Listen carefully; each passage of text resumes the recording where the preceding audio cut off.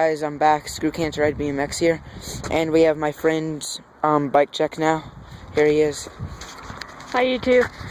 This is my 2012 Verde Prism, and let's just start with the seat. This is a S&M Kevlar seat with pivotal seat.